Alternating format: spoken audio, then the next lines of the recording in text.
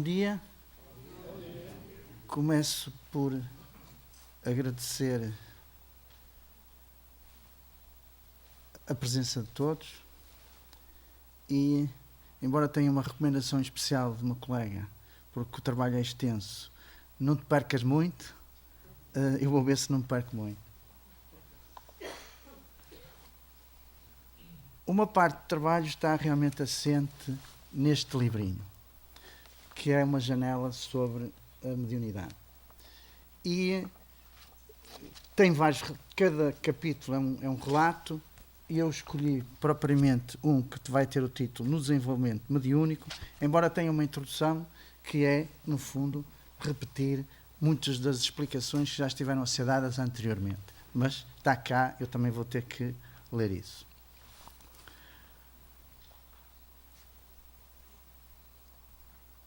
Para conhecer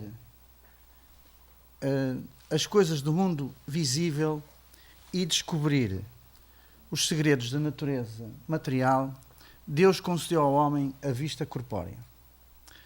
Os sentidos e instrumentos especiais, como o telescópio, que ele mergulha o olhar nas profundezas do espaço, e como o microscópio, que lhes permitiu descobrir o mundo das coisas infinitamente pequenas.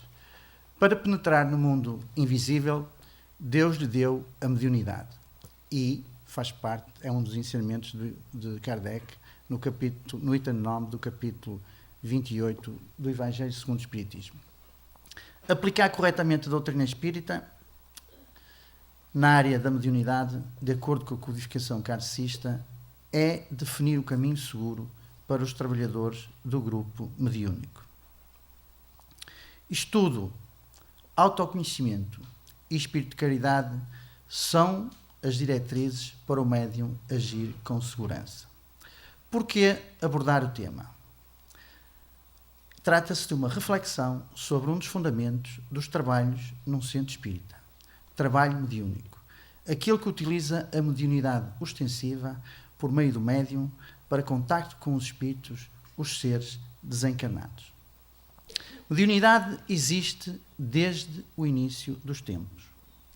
Espiritismo, ou o Espiritismo, deu à mediunidade uma forma definida dentro do bom senso e análise criteriosa do fenómeno, mas deu também à mediunidade uma finalidade eminentemente útil, não para satisfazer curiosidades, caprichos ou outros, como disse o Isaías muito bem, e neste livro tem 2 capítulos ou 3 capítulos dedicados ao uso indevido da mediunidade, como por exemplo a mediunidade desviada, a mediunidade a serviço do mal feito e até a mediunidade suspensa, que o Francisco referiu ontem no seu próprio trabalho, que às vezes as pessoas cansam-se, interrompem, suspendem a mediunidade e depois terão então que ter o equilíbrio e o bom senso de recomeçar, voltar de novo, pelo princípio.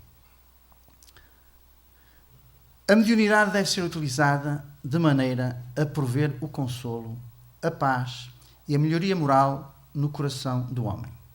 O centro espírita é o local onde se estuda e pratica o espiritismo, numa reunião de pessoas com interesses de instrução e caridade, devendo manter-se com a mediunidade uma relação estreita de respeito, conhecimento e de ação. Vários são os trabalhos desenvolvidos com o auxílio mediúnico dentro de um centro espírita.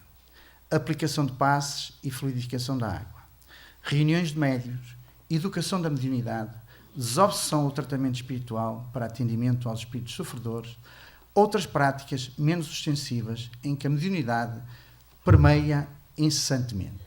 Ainda agora, o Casimiro dizia: a mediunidade está sempre presente em tudo na nossa vida. A finalidade do espiritismo não é a mediunidade. Ela é o seu elemento constituinte, é um meio e, entretanto, ela é um ponto muito importante. Não podemos ter medo dos espíritos ou tentar burocratizá-los. As condições de contacto com o plano espiritual são do interior dos corações. A postura do espírito perante a mediunidade numa casa espírita deve ser de serenidade. Eu estou-me a sorrir porque, apesar de isto ter sido revisto por mais que uma pessoa, ainda consegui encontrar aqui um erro. Claro que não é parante, é perante. Portanto, estudar para conhecer, modificar-se para sintonizar e exercitar para aprimorar, sem pressa, sem medos. Condições básicas para exercer o trabalho mediúnico na casa espírita. Então vamos ver, atentar, no capítulo 29 do Livro dos Médiuns, nos itens 341 e 342. Primeiro, a influência do meio é consequência da natureza dos espíritos e do modo por que atuam sobre os seres vivos. Dessa influência pode cada um deduzir, por si mesmo, as condições mais favoráveis para uma casa que aspira granjear a simpatia dos bons espíritos e obter boas comunicações, afastando as más. As condições estão todas nas disposições morais dos assistentes e podem resumir-se nos pontos seguintes. E aqui, evidentemente, é uma repetição de explanações que já foram dadas pela Paula logo no trabalho de abertura e que se continuaram a ser repetidos pelos outros companheiros. Desculpem, mas no fundo é quase que impossível que haja repetições. Perfeita comunhão de vistas e de sentimentos. Cordialidade recíproca entre todos os membros. Ausência de todo o sentimento contrário à verdadeira caridade cristã. Um único desejo, o de se instruírem e melhorarem por meio dos ensinos dos espíritos e do aproveitamento dos conselhos.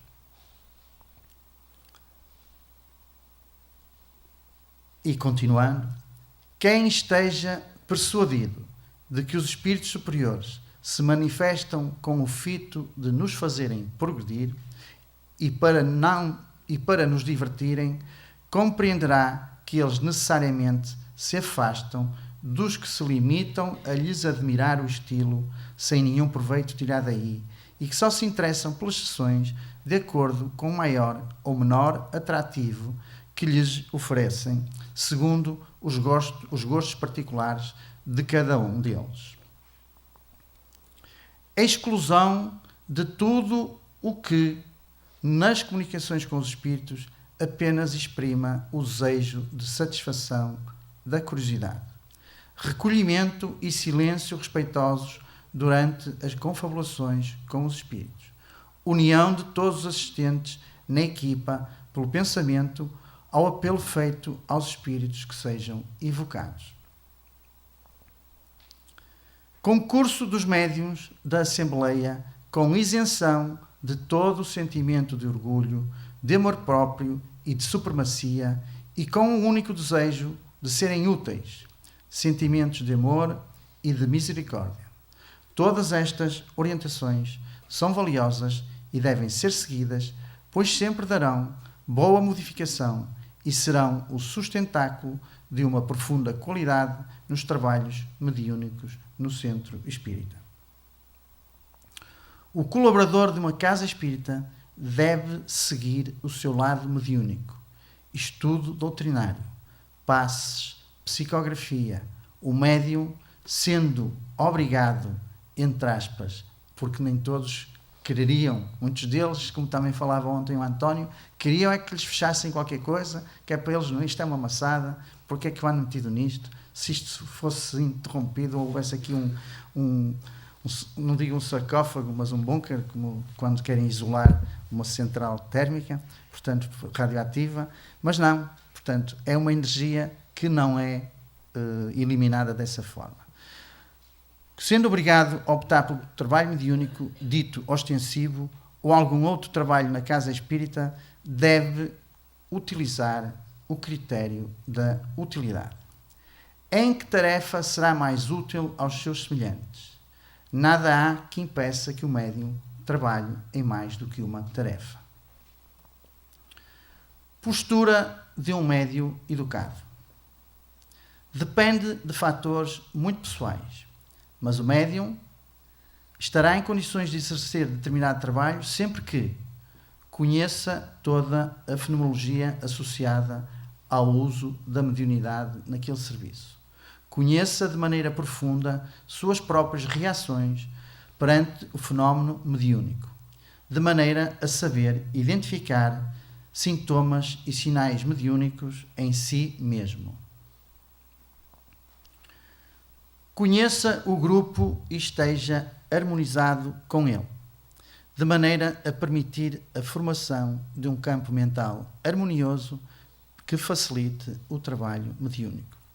Seja capaz de manter a própria concentração. Tenha vontade e tempo disponível ao serviço de maneira assídua. Pelo seu próprio julgamento, se ache em condições de trabalhar. Isto vale em qualquer estilo de trabalho, em qualquer trabalho, e significa ou traduz os indícios de uma educação mediúnica. Kardec dividiu a mediunidade basicamente em dois tipos: mediunidade de efeitos físicos e mediunidade de efeitos inteligentes. Nos dois casos, o processo do lado do espírito comunicante é o mesmo. O espírito tem vontade, elemento inteligente do universo, o materializa em forma de pensamento, direcionando a um foco que é eletricamente transmitido por todo o seu perispírito e refletido neste, a conexão mediúnica é feita perispírito a perispírito, utilizando como meio os fluidos espirituais que transmitem esse pensamento. Do lado do médium, os dois tipos de mediunidade têm pequenas diferenças. Nos efeitos físicos, o médium cede um tipo especial de fluido vital chamado ectoplasma, que vem do seu duplo etérico, junta-se, portanto, o fluido espiritual do comunicante, que transmite a sua ordem, o ectoplasma do médium, para viabilizar o efeito material e ainda o fluido universal. Nos efeitos inteligentes, o médium entra em contacto com o espírito por meio dos fluidos espirituais, com os quais também pode interagir como espírito que é. Capta as orientações do espírito, mas incumbido por materializar essas ordens é o seu próprio corpo físico, ou para falar psicofonia, ou para escrever psicografia, ou para manifestar pensamento de qualquer outra forma. Para haver possibilidade de contacto espiritual entre duas criaturas, é necessário que estejam vibrando numa mesma frequência, com as mesmas intenções, com os mesmos objetivos. Os espíritos afastam-se quando há uma distonia vibratória, porque não conseguem aproximar-se do médium. Quando o médium se desvia da finalidade da mediunidade, caindo por sua própria afinidade, os bons espíritos não lhe têm mais acesso, obrigados por Deus a respeitar seu livre-arbítrio. A culpa não é do espírito, mas do médium, em que recai a responsabilidade de cuidar de suas próprias companhias espirituais e seu ambiente psíquico. Diga-me quem és e te direi com quem andas. É uma frase popular. Nós escolhemos as nossas companhias. Não podemos reclamar dos amigos que chamamos. Na desobsessão, é necessário promover o contacto firme do espírito com o médium, por um processo de transe, no qual o espírito é atendido pelo médium como um doente vai a um enfermeiro. Ele é obrigado a respirar a atmosfera psíquica do médium e do grupo. E esse processo é fundamental ao despertar do espírito, que não era capaz de ouvir as vozes do plano espiritual, somente as vozes materializadas. Por isso, a necessidade do trabalho, da intervenção de nós como médiuns. No desenvolvimento mediúnico, e então vou entrar propriamente no relato de um capítulo deste pequeno livro. Como disse, qualquer um dos capítulos era interessante. O companheiro Isaías, quando fez a abertura de hoje, alertou logo para as situações de mau uso, desvio, e tem tantas casas ou tantas instituições, e sobretudo particulares, que fazem o comércio da mediunidade. Portanto, tinha aqui realmente, e tem aqui, exemplos que seriam interessantes. Não foi esse que escolhi, porque não vou agora desviar, relatar outro. Portanto, vamos então ver um relato de desenvolvimento, um trabalho de desenvolvimento mediúnico, estudo de desenvolvimento mediúnico, extraído deste livro. Então o Espírito de Nora, através do médium Emanuel Cristiano, relata-nos assim: mantínhamos intensas atividades espíritas quando o valoroso companheiro de equipa nos trouxe a ordem de serviço, solicitando o nosso concurso na reunião de desenvolvimento da mediunidade. E para lá nos dirigimos. Na sala, o expositor dissertava sobre um importante tema do livro dos médiuns.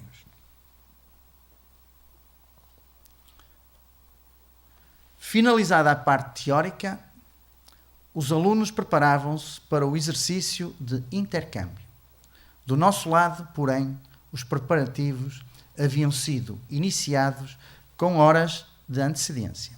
Os técnicos espirituais guardavam seriedade e respeito absolutos.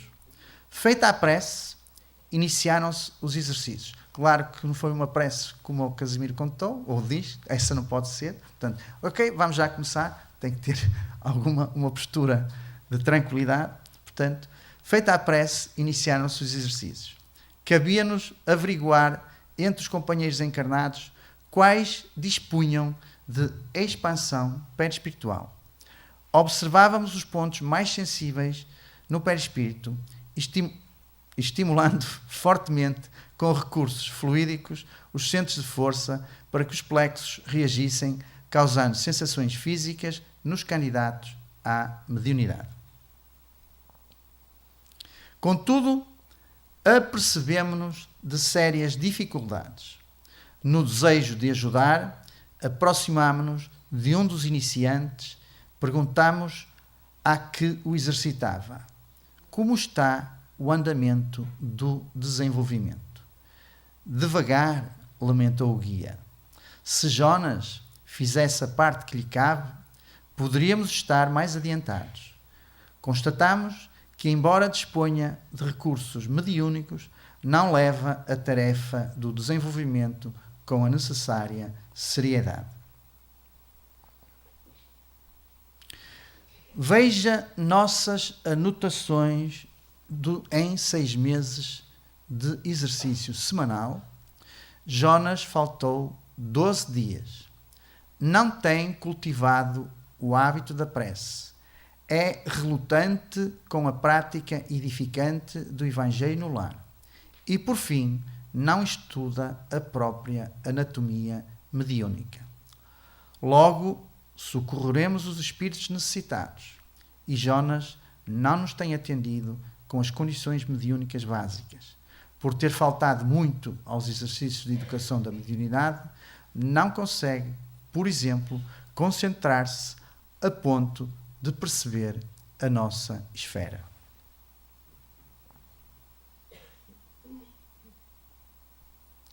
Fica preso a sensações físicas que somos obrigados a imprimir, sem perceber o ambiente espiritual.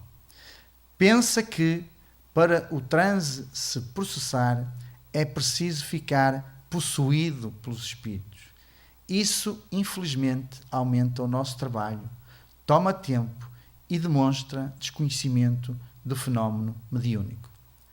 Observamos a problemática e, porque o servidor espiritual nos solicita orientação, esclarecemos. Estamos diante da típica dificuldade do medianeiro que espera tudo do plano espiritual. Certamente que, sem o concurso dos espíritos, não há manifestações mediúnicas, Mas se o médium não levantar as antenas medianímicas, a sintonia fica prejudicada. Levantar as antenas medianímicas não é este médium antenado que ontem o Francisco referiu. Portanto, são outras antenas que não a do médium antenado. Portanto, para não prejudicar a sintonia, até porque o médium antenado prejudicava muito a sintonia. Teremos de agir no campo da intuição, fazendo com que ele perceba que algo precisa ser acertado. A propósito, ele não tem aqui algum ente querido? O guia rastreou a mente e acrescentou: sem dúvida, Dona Aurora, a avó materna, é quem se tem movimentado para que ele desperte para as coisas do espírito. Tem comparecido frequentemente, estimulando-o discretamente com vibrações amorosas. Pois bem, faremos com que se encontrem nesta madrugada. Peça que, na conversa, ela destaque a necessidade do estudo, da frequência e seriedade da mediunidade. Que lhe fale do compromisso, da oportunidade de crescimento espiritual e da ajuda ou da alegria de ajudar.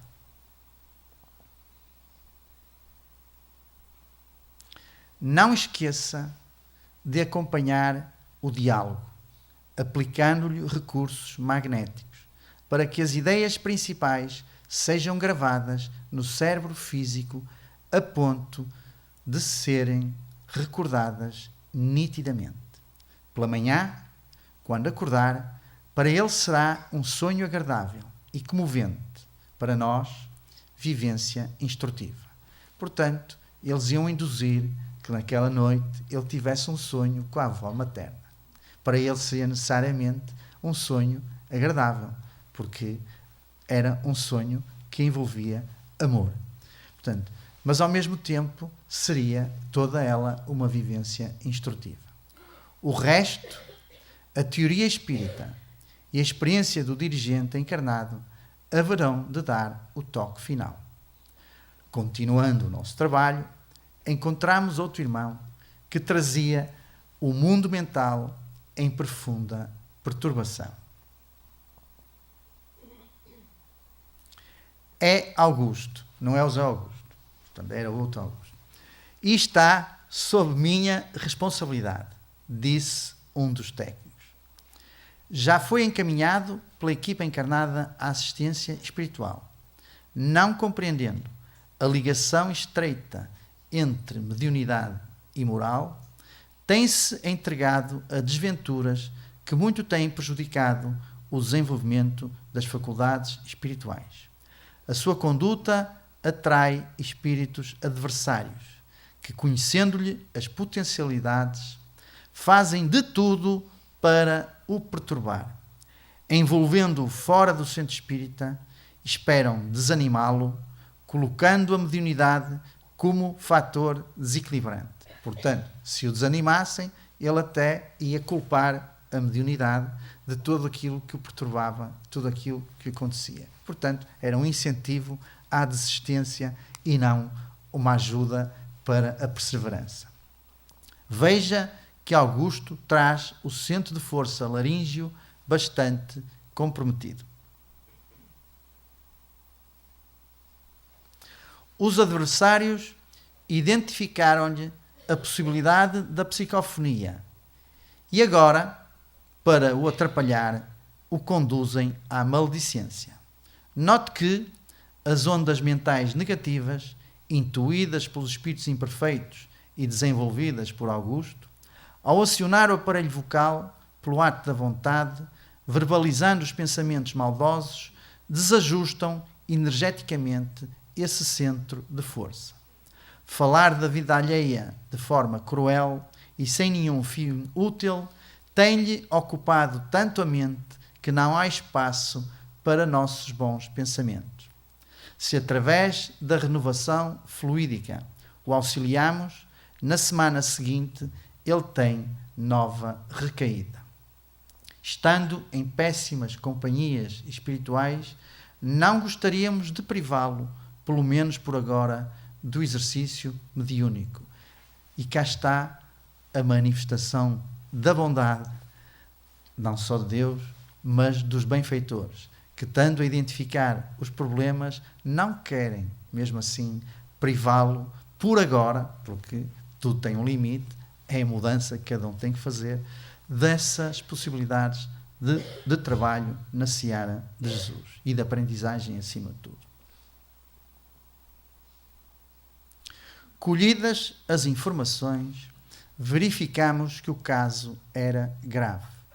Visando ao restabelecimento do médium, solicitamos ao tarefeiro: ajude-o com o poder da prece. Vamos orar a fim de que os ensinamentos evangélicos o despertem para o esforço na renovação moral, desenvolvendo-lhe o raciocínio sadio. Esteja atento, inspirando-lhe sempre que possível pensamentos de conduta reta, para que os adversários do bem, não encontrando mais acesso, se afastem e consigamos direcioná-lo à prática mediúnica equilibrada.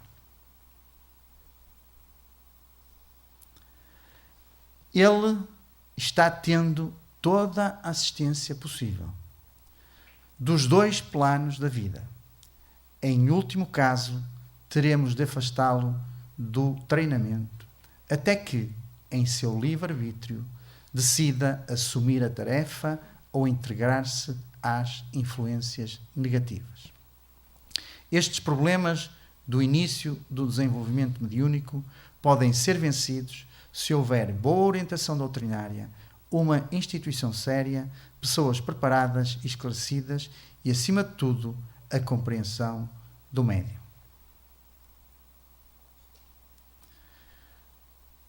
O exercício já estava, eu não sei se penso que ainda estou dentro do tempo. Mais ou menos, faltam 3 minutos, bem. O exercício já estava a terminar, quando notamos, satisfatoriamente, a grande maioria do grupo irradiando de forma luminosa, com exceção dos 2 casos mais graves. O restante prosseguia em boa marcha. Prontificámo-nos ao acompanhamento dos casos Jonas e Augusto, rogando a Deus nos concedesse êxito no auxílio.